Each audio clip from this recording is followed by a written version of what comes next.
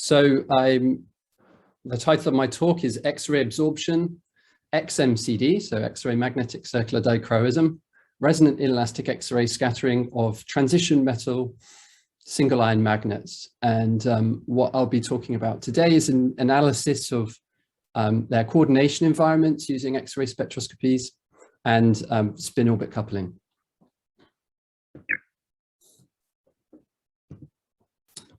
So I'll start with a brief outline. So to begin with, I will cover this, this paper here, which was published last year. And this is a study of a cobalt 2+ molecule that undergoes a reversible bond breaking and reformation. And it does this as a function of temperature. So in this part of the talk, I will discuss LEDge X-ray absorption spectroscopy and XMCD that we performed in order to understand this system better. And then in the second part, I will be covering content from a different paper from last year, where we were looking at ion-doped lithium nitride. And this is a single ion magnet, and I'll cover that, the definitions of this as I get further into the talk.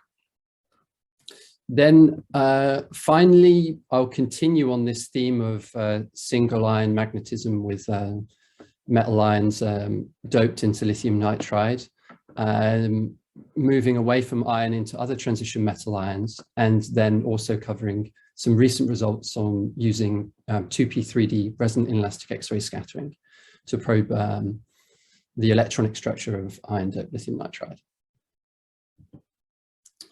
But really, I suppose, bringing all of this together, there is a theme that links them all, and that theme is essentially related to answering this question. So how can Yantella distortions at transition metal sites be controlled to enhance magnetic properties? So by the end, I want to be able to open up a bit on a discussion about answering this question. So I'll start first of all with a very brief introduction of switchable magnetic materials, and specifically one of the most common cases for coordination complexes of the first row transition metal ions is switchable spin angular momentum. So this usually undergoes via a spin crossover. So where you have, for instance, in an octahedrally coordinated complex, EG and T2G ligand field splitting, where the population of electrons is changing between EG and T2G, which changes the spin ground state of the ion. But then also we can have more complicated processes like valence tautomerism, where we have an electron transfer from a ligand or even from another metal ion that is changing the total spin state of a particular molecule or material. And what's interesting about these phenomena is that they switch as a phase transition, and they are stimulated via a variety of processes, most commonly observed as a function of temperature. So at a particular temperature, the spin crossover occurs, or indeed by applying pressure, or even by applying a laser light. And light of different wavelengths is shown to be able to switch between these different states. So the most common means in order to characterize such an effect, such a phase transition, is of course to look at the magnetometry. And this is since if you have a change in the total spin angular momentum, then you can expect this to change the magnetic susceptibility. However, if you want to dig deeper and understand exactly what's going on, then X-ray spectroscopies have been widely applied. So commonly K-edge Zanes or K-beta XAS are particularly good at picking up changes in the spin ground state. So I'll start just by showing a little example. from work that we conducted this year, where we were looking at this binuclear iron cobalt complex bridged with a redox active ligand. And just underneath the structure here, you can see this is the temperature along the x-axis with the chi-T product, magnetic susceptibility on the y-axis. And you can see that at a certain temperature, just under 100 Kelvin, there is an abrupt change in the magnetic susceptibility. So below this step, we have essentially a diamagnetic behavior, and above that step, a paramagnetic behavior. So it's clear that there is some kind of spin crossover effect at play. However, in a dimeric system where we have a redox active ligand and also two transition metal ions, iron and cobalt, which are both potentially spin crossover active, it's not necessarily apparent which ion and which process is responsible here. So this shows then a nice example of where K-edge absorption spectroscopy can be useful, since we can measure the K-edge spectrum, in this case at the cobalt, in the high temperature phase and low temperature phase, and then we can see if there is any change in electronic structure. So you can see in this case that the spectrum is basically unchanged in going from the high temperature to low temperature, therefore telling us that the cobalt does not play an active role in this transition. If though, however, we then take a look at the iron K-edge, then we can see the characteristic edge shift associated with a change in oxidation state, and also a change in the pre-edge, which informs us about the spin crossover, enabling us to understand precisely the process that is undergoing during this spin crossover redox active transition. So this sort of work is conducted quite frequently, and I'm just showing this recent example of ours as a sort of demonstration. But what I really want to talk about today is something a bit different and less common. And that is a reversible bond breaking and reformation. So this is now me getting into the details of this cobalt-2 complex. So what we have here again is a magnetic susceptibility versus temperature. However, you can see, unlike a spin crossover where you have a very large abrupt change in the magnetic susceptibility, here we have something which is quite more subtle. However, it's still a phase transition. And then if we look at the X-ray diffraction, then it's possible to identify quite a significant change in the structure, where we go from a coordination number of 7 to a coordination number of 6. So the question here is, how can we perhaps use X-ray spectroscopies to characterize this reversible bond breaking process? And how does that relate to the magnetism? So the way we went about trying to tackle this was with L-edge absorption spectroscopy initially.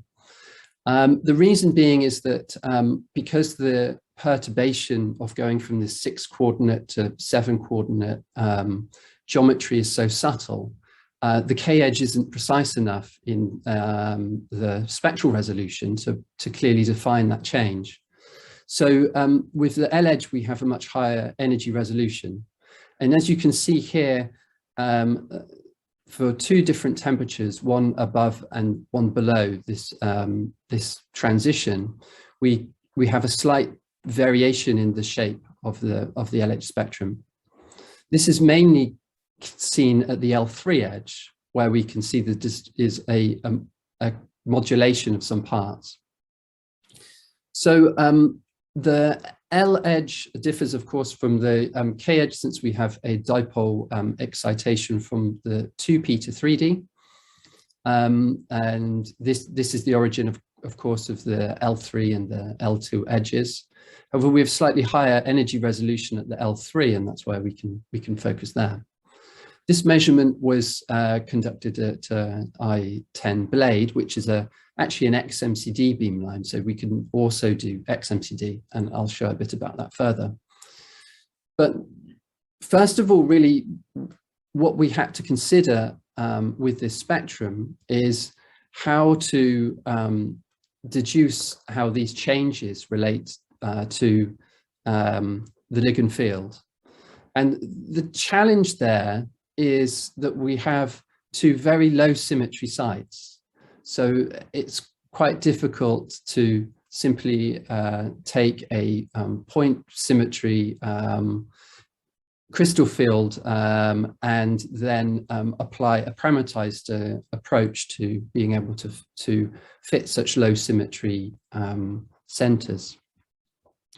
Nevertheless, the standard way to tackle the L-edge absorption type problem is to consider in a atomic multiplet Hamiltonian the different terms that relate to the shape of the spectrum.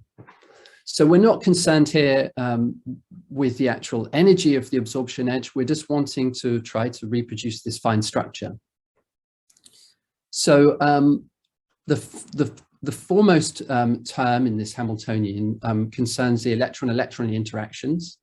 So this includes the electron-electron repulsions within the 3D shell, since we have a cobalt 2+, which is a 3D7, but then also the interactions between the 2p5 core hole that is generated and the 3D8 final state.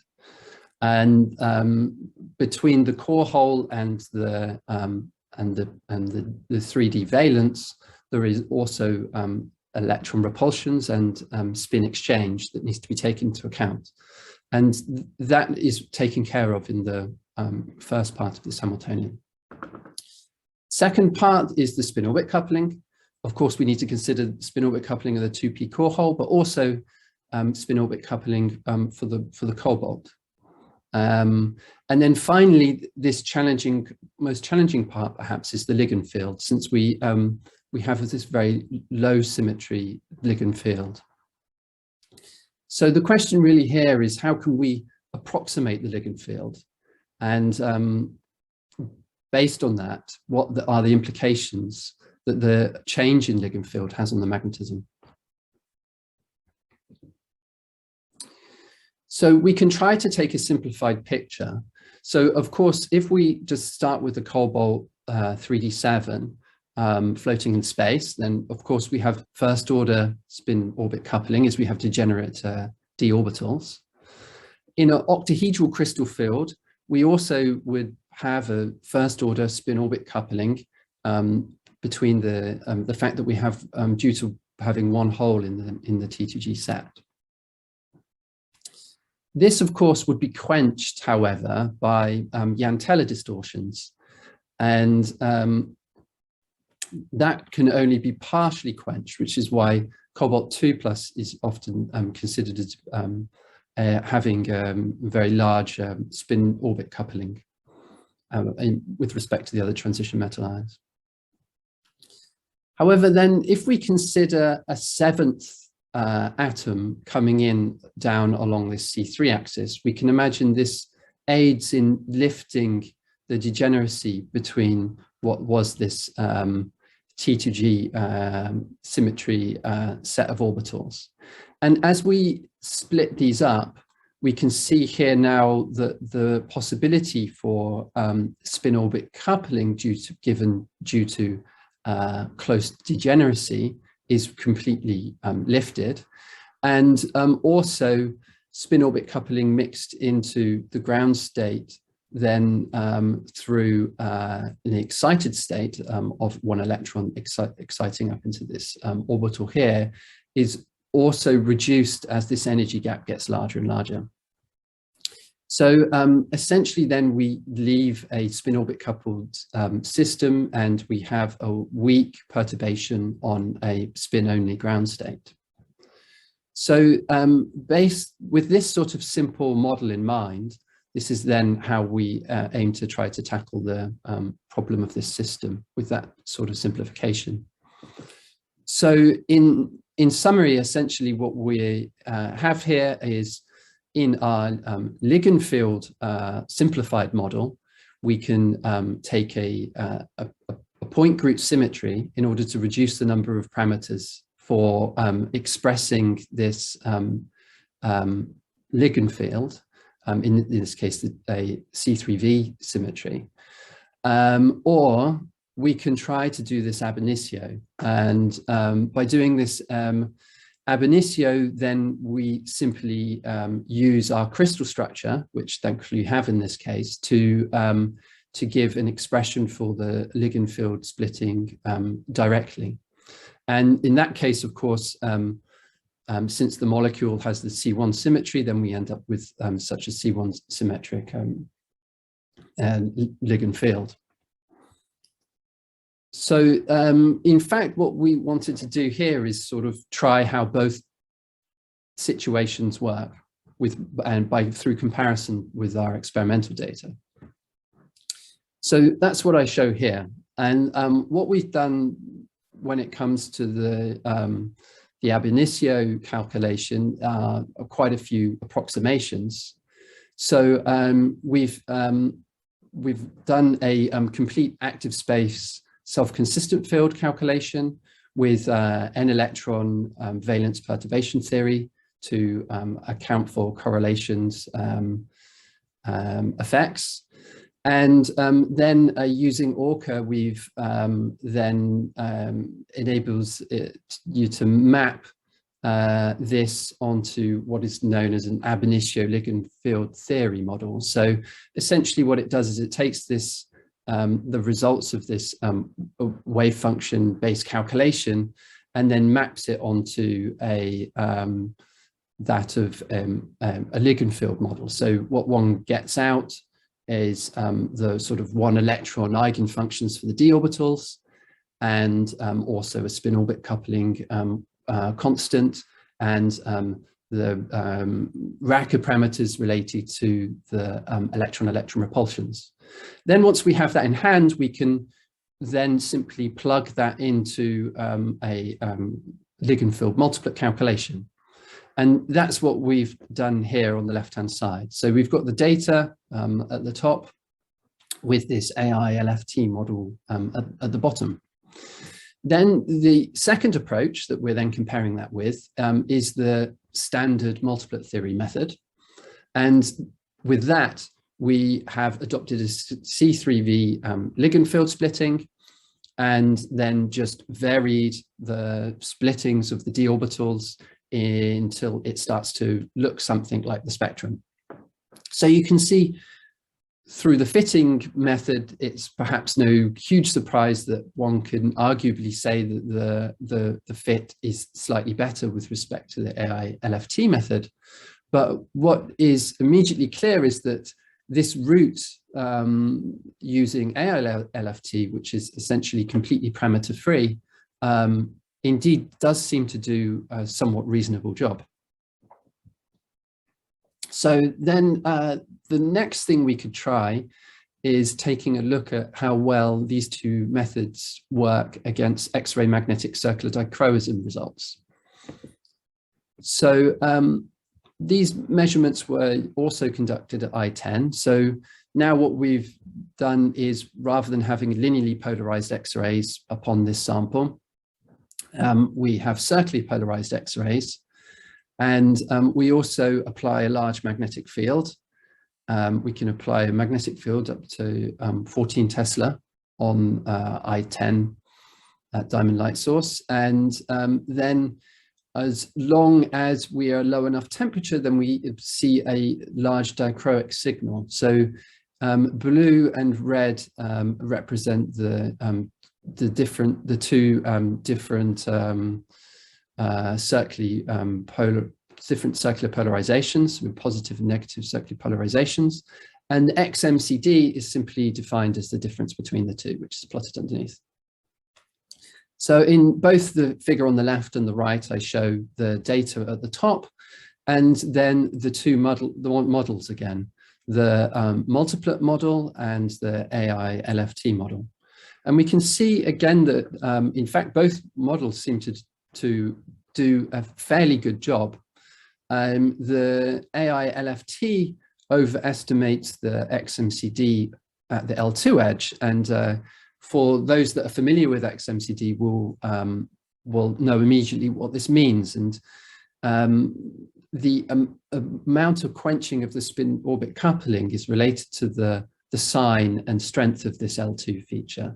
So this would indicate that their AI LFT model overestimates how quenched the spin orbit coupling is for the 7-coordinate version of the compound at low temperature. With the multiplet model, of course, we have much more flexibility. Since we can adjust things by hand, it's possible to take care of that. However, of course, you can see not everything can be taken care of precisely. And the big problem with the multiplet model is over-parameterization and really defining what represents the best fit, so to speak. So if we look a little bit now underneath what is going on here, we can make direct comparisons between the two models in terms of the actual d orbital splittings that we've come up with. So here at the top, this is for the high temperature phase, which is 6-coordinate, and the low temperature phase, that's represented with these two diagrams, and that's for the 7-coordinate case. So what we can see is that the d orbital splittings comparing the two methods are both very similar, and the ligand field multiplet model, however, we have a ligand field that is such that the orbital angular momentum gives a somewhat different shape in the XMCD. So despite the similar eigen functions, the actual the 1 electron d orbital eigenfunctions differ, since in the CAS-SCF version they're very mixed. So where in the ligand field model we can precisely assign these directly to the individual d orbitals. So we have the xz, yz, xy, and x squared minus y squared and z squared. This is not possible for the CAS-SCF due to this mixing. So it brings into question how precise the actual composition of the wave function ground state is in the ligand field model, perhaps. Of course, another advantage of the CAS-SCF is that we can actually map this onto the molecule directly. And here we can see the integral of the orbital angular momentum mapped onto the 6-coordinate, and you can see you have this large vector for the 6-coordinate version versus the 7-coordinate one, which has the much smaller vector. And together then this, which we have related to the X-ray spectroscopy, confirms what's going on in this transition in this compound. So indeed, it does seem, as I showed with the initial electronic structure picture, that this 6-coordinate version has much less quenched spin orbit coupling, and therefore giving rise to a higher magnetic susceptibility due to this large anisotropy, whereas the 6-coordinate version has, whereas the 7-coordinate version has a much smaller anisotropy due to the quenching. So that covers really this this study of this first paper. We can potentially take a pause there to discuss that one. Yeah, there are a few questions. First, Yulia Pushkar, you had a question or a comment? Yes, I have a very quick comment. So thank you for nice presentation, Michael. We had a very similar problem in the past, but with ruthenium. So we had some of those ruthenium complexes which had no symmetry, and we wanted to predict L edges. And we did some relativistic DFT calculations, and I can share a publication in the link later how we approached it. But it looks like your approach also worked very well. And I think the unfortunate feature of your spectra that like you see, if you like scroll back to your spectra, they have all even not XMCD, but conventional. Yeah. So you see, you have all the features present like an experimental spectrum. They just change in relative intensity. So the spectral change in experiment is really not that dramatic, and it looks like, you know, overall you reproduce it pretty well. Yeah, yeah. So it's very difficult to be fully quantitative, and that's why we wanted to explore these two different methods. Of course, for the transition metal ions, the use of DFT is pretty much prohibited, and I'll cover that in a little bit. Mm-hmm. Excellent. All right. Next question is from Yang Han. Oh, hi, Mike. So, hi. Hi. I was just wondering, can you make a comment on the photo damage when you shine soft X-ray beams on this compounds with basically organic-based ligands, especially at a relative high temperature? Because I'm currently struggle with this like photo damage thing with the organometallic compounds. So this is a huge challenge. So we have to, for this study, we had to reduce the beam intensity to less than 1%, and we had to raster over the sample. So we could only open up the beam for a very short period of time while doing a fast scan and then shifting to the next point on the sample. Okay. You can also use fluorescence yield. Sometimes doesn't suffer so much because you're probing more the bulk. That can sometimes help, but yeah, there are other examples where we have tried to apply this methodology and we failed because we couldn't control the damage. Sometimes you can, sometimes you can't. Yeah, but usually with like the cut down flux, you can still acquire such like high quality data, which is very usually we can, and in more challenging situations you can try summing stuff up, but yeah, it's a problem. Okay, thank you.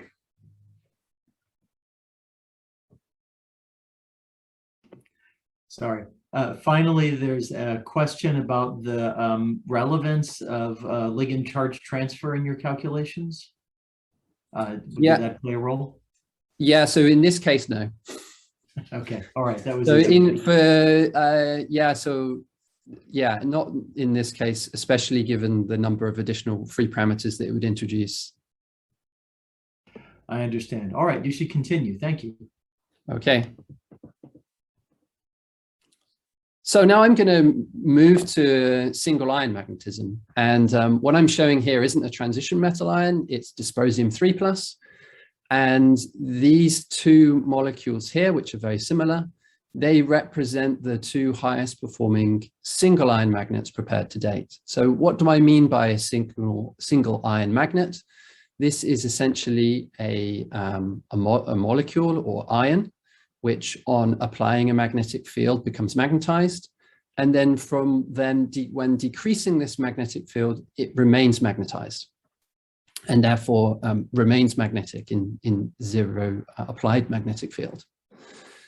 The challenge is trying to maintain this effect at higher and higher temperatures. As you can see, as we increase the temperature, the amount of magnetization that is retained decreases to the point where one no longer has some non-zero magnetization when returning to zero field.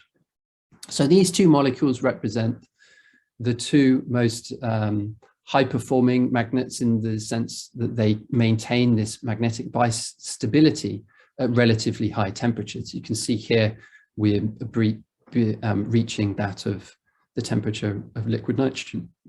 So the origin of this this bistability of magnetization is not like that in traditional magnets, which rely on cooperative order and exchange interactions. Here, what the process is completely a single ion effect. And this, for the lanthanides, relates to the fact that we have, and for dysprosium-3 in particular, a J15/2 spin ground state, with which then, due to a crystal field splitting and by precise preparation of a molecule with a specific coordination geometry, the J ground state splits to create this barrier. So here on the x-axis we have the MJ substate of the J15/2 manifold as a function of energy, and you see how this creates a barrier to the reversal of magnetization. So the question is whether we could do this well and have first order spin orbit coupling in order to do this with a transition metal system. So in order to do that, however, we want to have first order spin orbit coupling. So we need to overcome the Yantella effect. So quenching the Yantella effect, I'm sort of showing a variation on the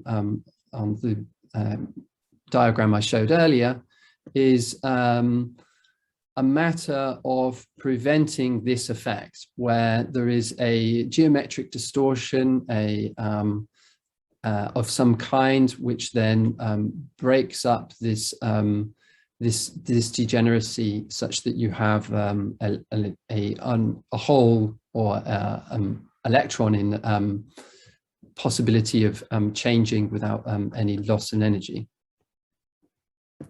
So of course there is, this is difficult to do in most coordination environments, but as you can imagine, if we were to just remove the atoms in the equatorial plane completely, then essentially we can accomplish this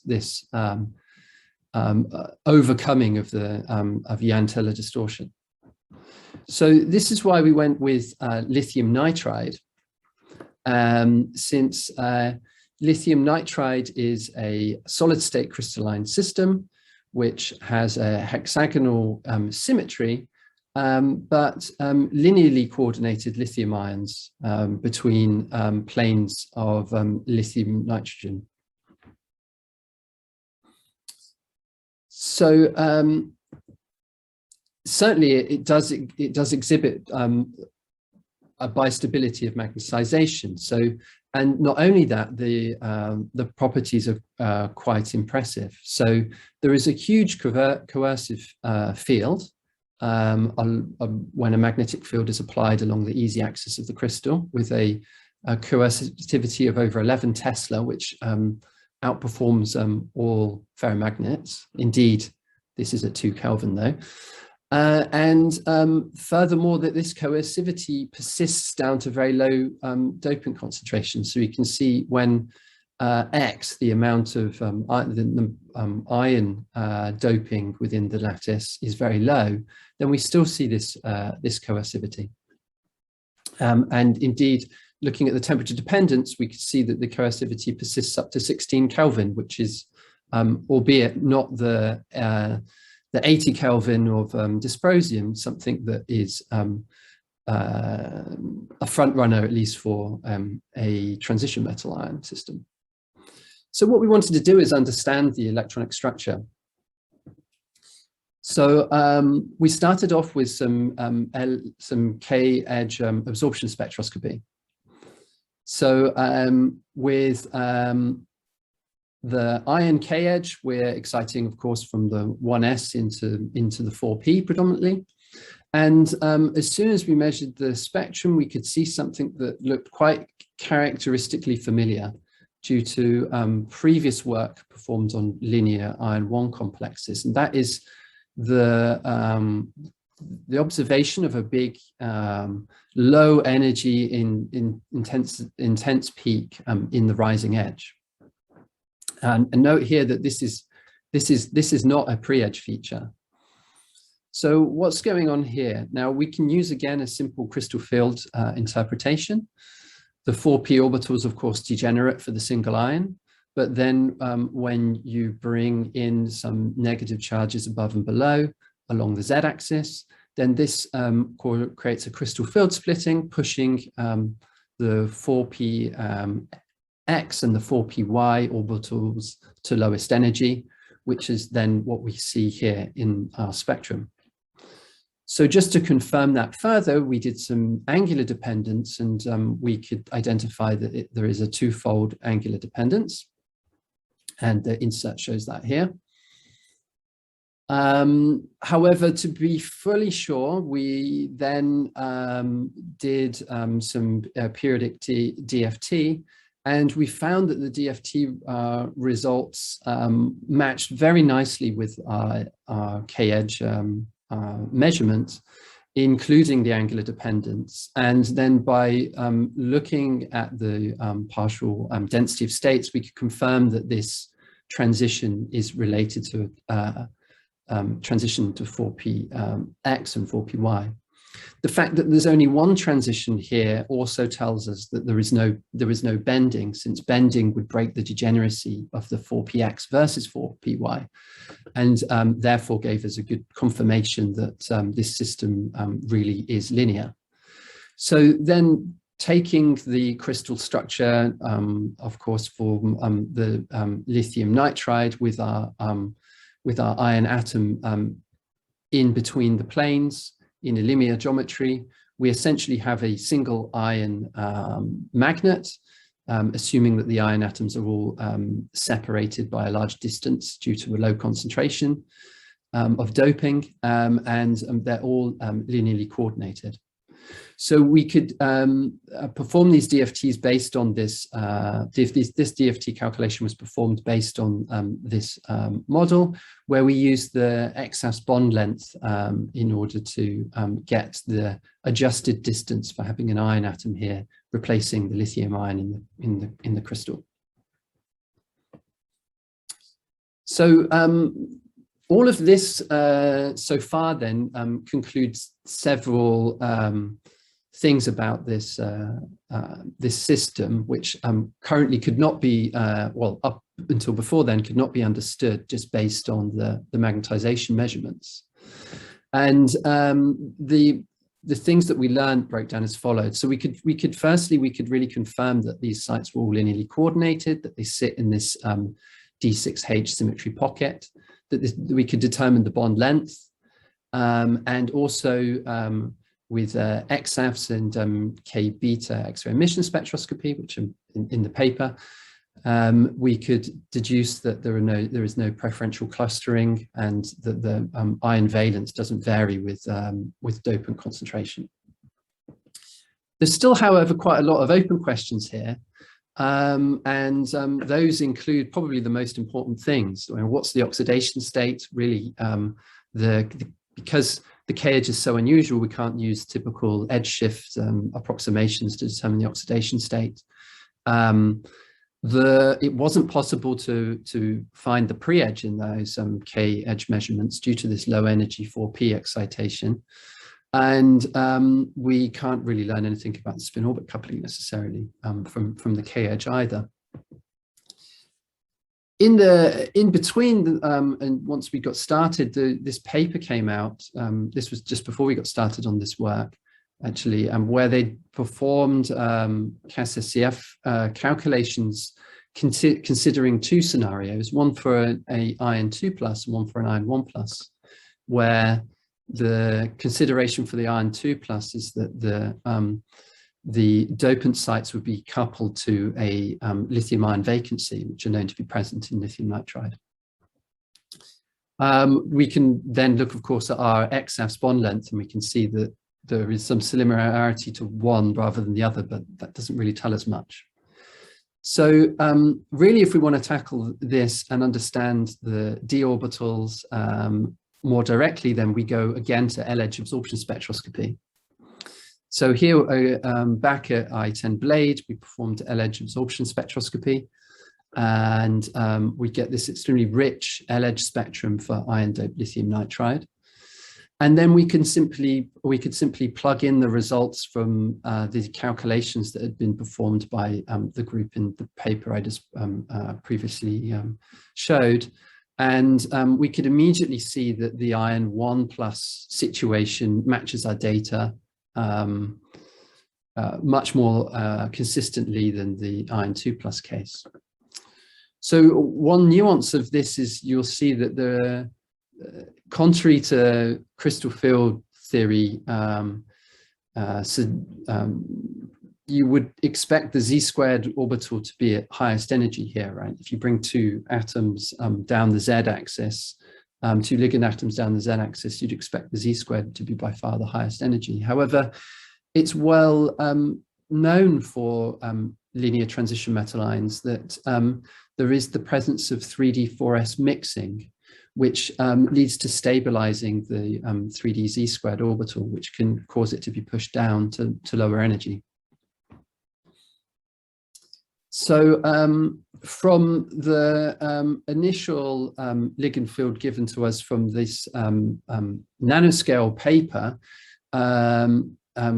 Miran, a PhD student working with me, was then able to improve the fit by adjusting the ligand field slightly. And then from refining that, we had a good idea on what the precise ligand field splitting is, confirming that it is 3d1 and also that the z-squared orbital is occupied and at lowest energy. To understand more about the spin-orbit coupling, however, we then considered the temperature dependence and the fact that the L-edge absorption is extremely sensitive to the ground state, ground MJ state of the J7/2 manifold. So in this case now we've got a spin 3/2 and we've got an orbital angular momentum of 2. So the J, the total angular momentum is simply that of S plus L in lack of any Yantella effect. We end up with a J7/2 ground state, somewhat reminiscent of a lanthanide. So this J7/2 then splits into MJ substates, and we end up with this potential energy barrier similar to that of what we saw for the dysprosium molecules I showed earlier. However, to quantify these splittings in a dopant is experimentally a lot more challenging.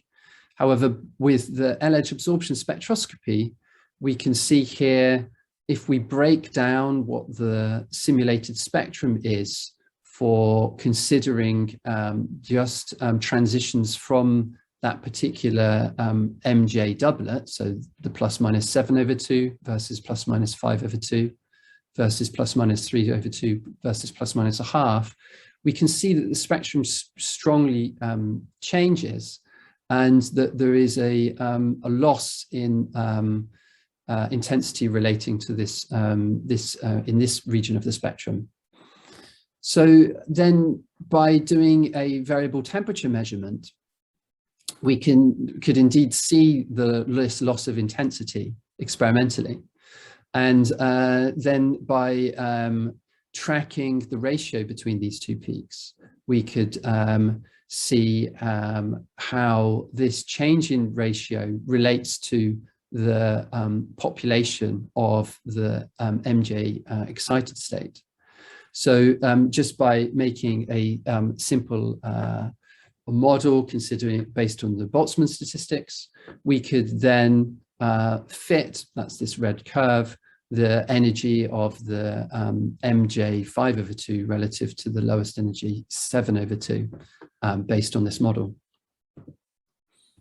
So together then this enabled us to deduce the spin orbit coupling related to the anisotropy barrier, And also it enabled us to deduce the ligand field splitting and the fact that this Z² orbital was lowest in energy, proving this 4s mixing induced reduction in the 3D Z² that had been theorized for some time, while also explaining the origin of this magnetic anisotropy barrier.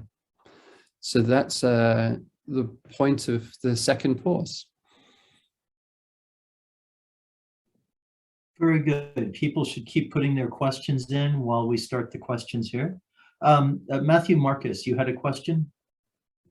Yes, on the on the BH curves that you showed for the SingleIon magnets, they always seem to have not only a square loop, but also also vertical features near the near zero field, as if there was a combination of soft and hard.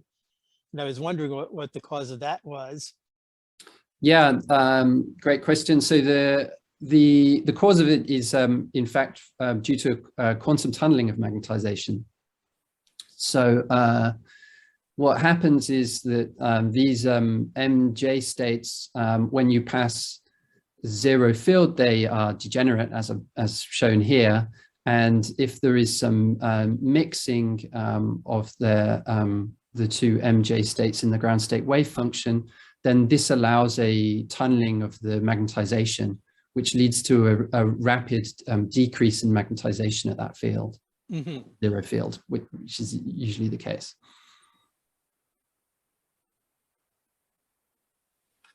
All right, very good. Michael Mara, you have a question? Yeah, really nice talk so far. Just a quick question about your iron K-edge. So you mentioned that you can use the 4pXY peak as a sensor sort of for these bending distortions in the system. Just how sensitive are you to bending distortions using the S to P transition? Because your energy resolution is not the best in the K-edge. Yeah, hi Michael, nice to hear from you. Yeah, of course, the sensitivity to the bending is delimited by the energy resolution. That's right. So it would simply just be the energy resolution that's offered. So a minor bending would, in principle, go undetected by K-edge. However, the L-edge, on the other hand, that wouldn't be the case, since a small bending would lead to the splitting of these E-doublets, which then, of course, completely changes the first order spin orbit coupling situation and causes a large change in the spectrum shape. And we tested that against the L-edge with the multiplet theory to confirm that in the paper. But yeah, definitely a high energy resolution fluorescence detected K-edge would be a lot better probably, and then you'd have a greater precision on that from the K-edge perspective.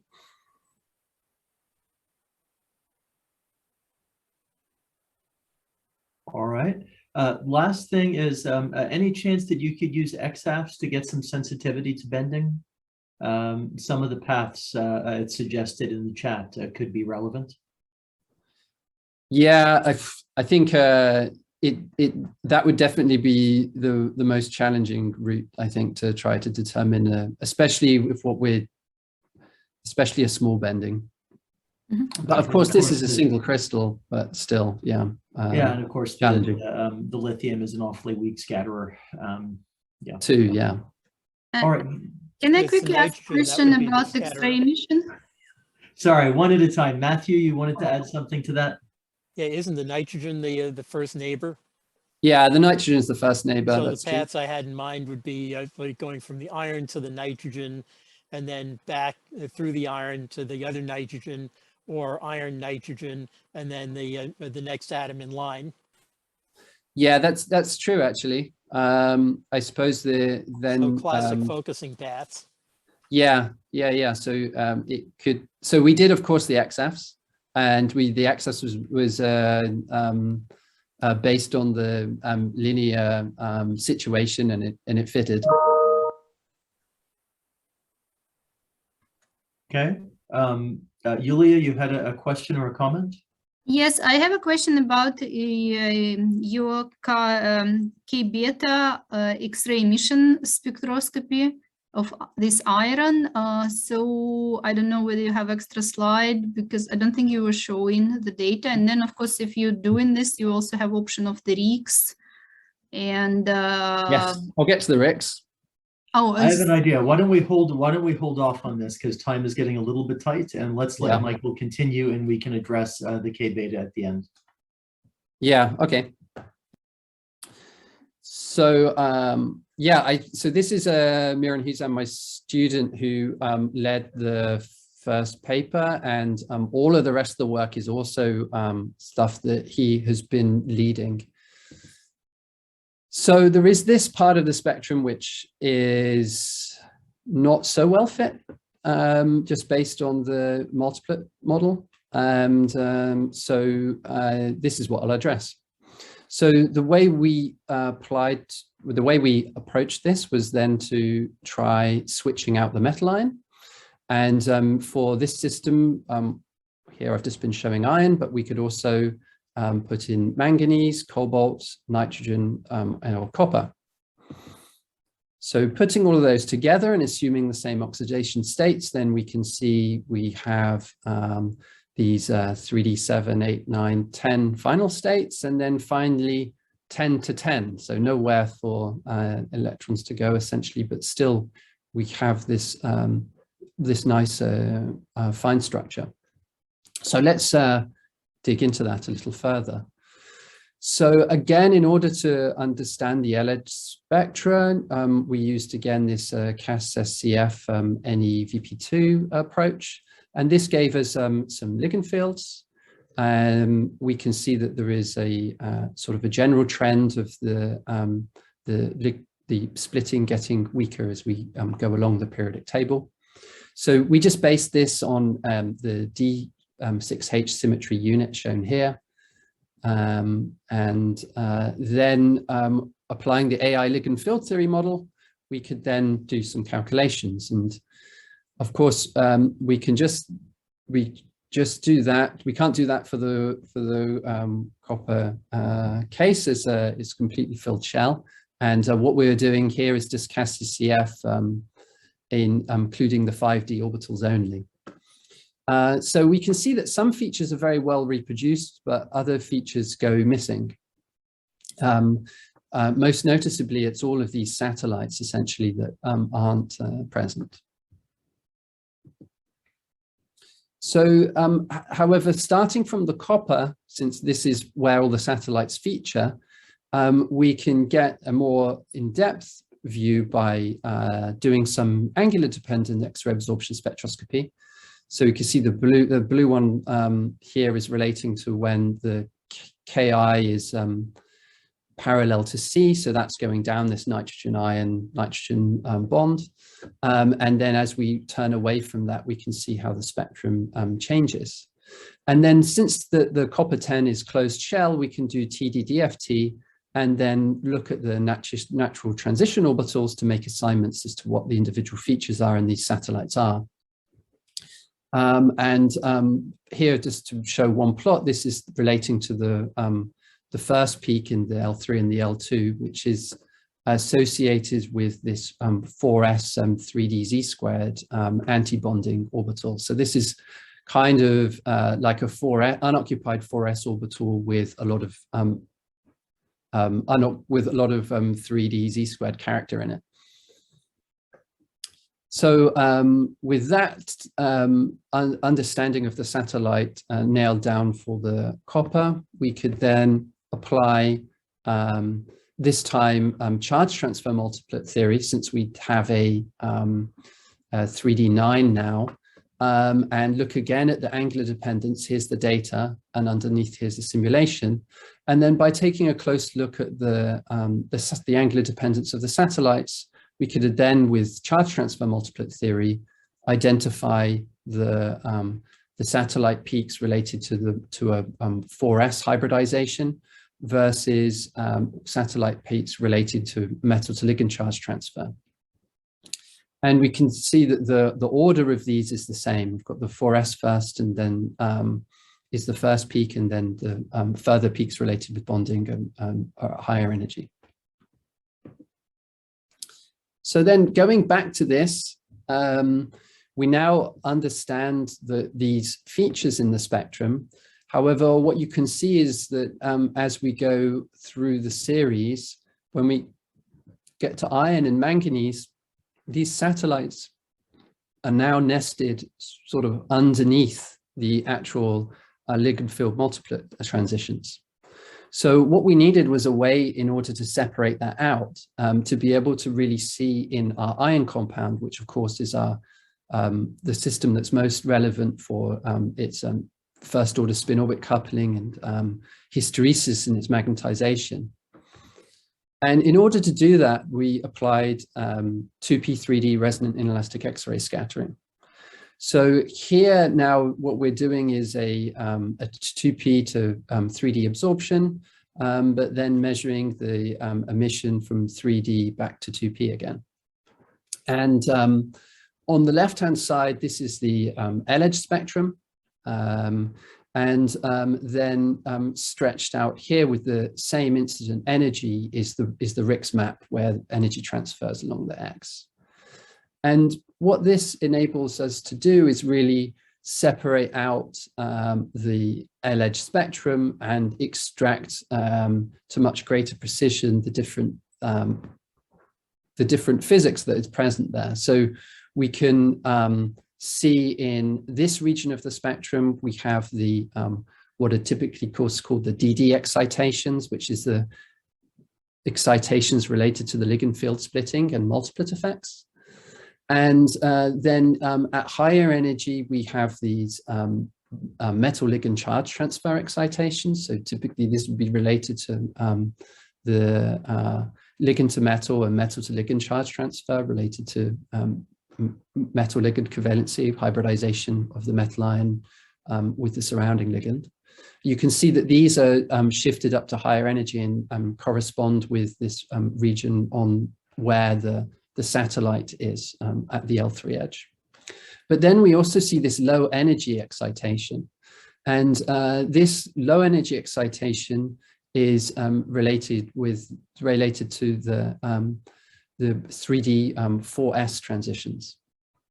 So in order to really be sure of this, we had to go back to the charge transfer multiplet model and include a 4s hybridization. So we considered a 3D to 4s charge transfer process in order to reproduce this 4s excitation in the RIXS.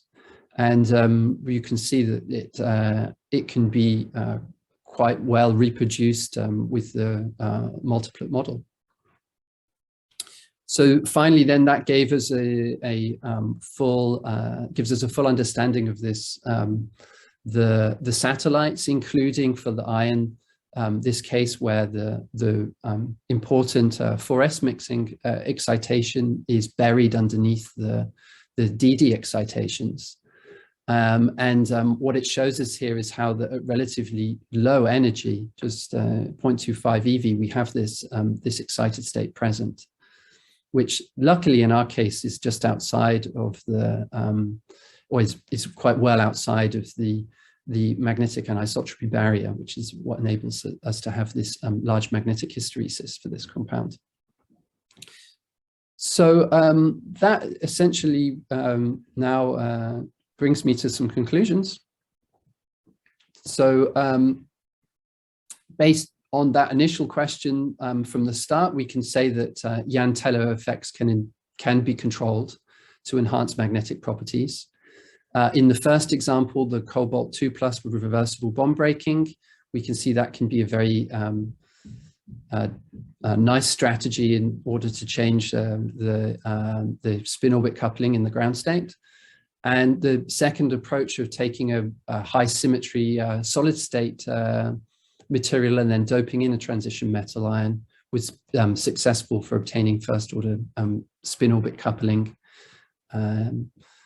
So what are the implications on this? Well, of course, molecules that can have properties that are switchable with temperature, laser light, etc. Of course, are of interest, especially if you can switch magnetic anisotropy. And this could have implications in fields such as molecular spintronics.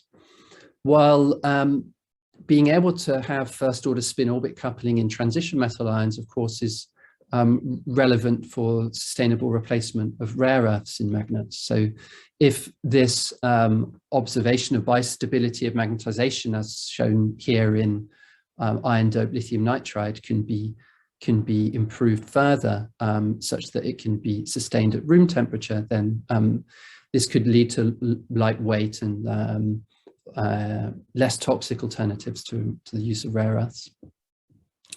And of course, since this is the global XAS group, then X-ray spectroscopy has to be in the conclusions. So really, I think the main theme there in what has aided this work, other than all of the different X-ray spectroscopy techniques that we've taken advantage of, is the use of different levels of theory in order to guide our understanding of what are otherwise very complex spectra.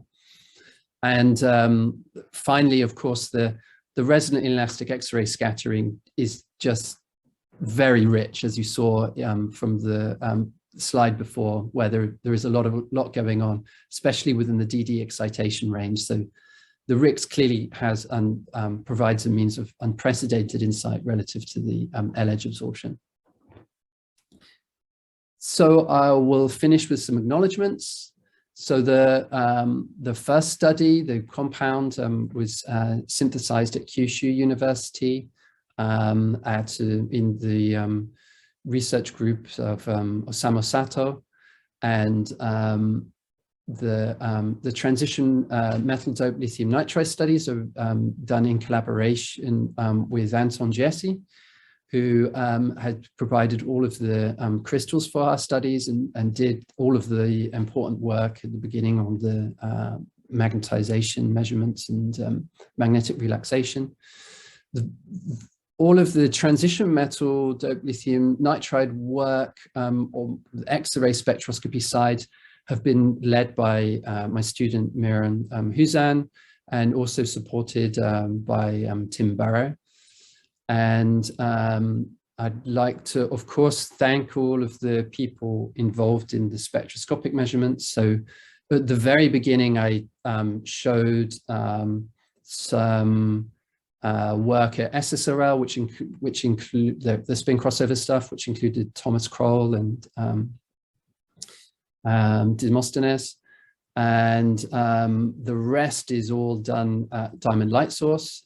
So that's including the hard X-ray stuff, I-20 scanning, the XMCD and L-edge absorption at I-10 blade, and the resonant inelastic X-ray scattering at I-21. And finally, these for this project, just these funders, but then I'd like to thank all my funding as well. And of course, you guys for listening. Thank you. It's a terrific talk. We're waiting for people to toss in some questions, but I'll start with one. We have just a minute or two. Theory played such an important role in giving you the interpretation you needed to connect with the magnetism. Yeah. What's missing? So what would be the thing that you would love if it had been included in the theory but couldn't be included yet? Oh, well, yeah. Well, I guess the big one is a full reproduction of the entire RIXS plane. I mean, that's the dream, of course. But more realistically, I think when it came to the use of CAS-SCF, we were just including an active space of the 5D orbitals. And of course, what this study really showed us, in particular the copper, is that the 5D orbitals just aren't a realistic representation of the electronic structure of these metal ions. And really, if you want to have a full understanding, the active space needs to be much bigger. So it needs to include, of course, this 4s orbital, Exactly, and also it needs to improve. It needs to include the pi bonding with the nitrogen, sigma nitrogen also in order to get the full description. Yes, definitely. I see that. Yeah, good point. So Okay. that's going to be the next the next thing to attempt. All right, Patrick Braun, you have a question? Yeah, I was just wondering what model you were using when you refer to charge transfer multiplet calculations. Is that a ligand field model, or are you using an Anderson impurity model? So it's well, it's an it's what many people call an Anderson impurity model, so, or a valence bond configuration interaction. So we take this, so for the so for instance for the iron, it's a 3d7 and then a second configuration of 3d6 4s1, and then link those two configurations together. Okay, I see. But of course, there's the ligand field splitting too. Right, and then I just figured you haven't tried to get agreement for the entire RIXS map, right?